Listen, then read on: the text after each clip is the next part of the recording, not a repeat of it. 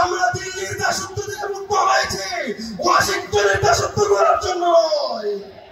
আমরা দিল্লির দাসত্ব থেকে মুক্ত হয়েছে সাদা চামড়াদের দাসত্ব করার জন্য নয়। আমরা ইউনুসকে স্পষ্ট বলে দিতে চাই, এই বাংলাদেশ তাওহীদি জনতার বাংলাদেশ। বাংলাদেশের তাওহীদি জনতা রক্ত দিয়ে তোমাকে ক্ষমতায় বসিয়েছে, অতএব তাওহীদি জনতার সাথে গাদ্দারি করার কোন অধিকার তোমার নেই। পৃথিবীর মানবতা বর্ণিত হওয়া সত্ত্বেও সেখানে কোনো কার্যক্রম পরিচালনা না করে আমাদের মতো স্বাধীন ভূখণ্ডে কাজ করতে চাই। আমরা বলতে চাই ডাল মে কুছ গালা হে, তাদের এই দেশ নিয়ে নিশ্চয় ষড়যন্ত্র আছে। যে জাতীয় সংস্কার প্রয়োজন তার কোনটা আমরা দেখতে পাচ্ছি না।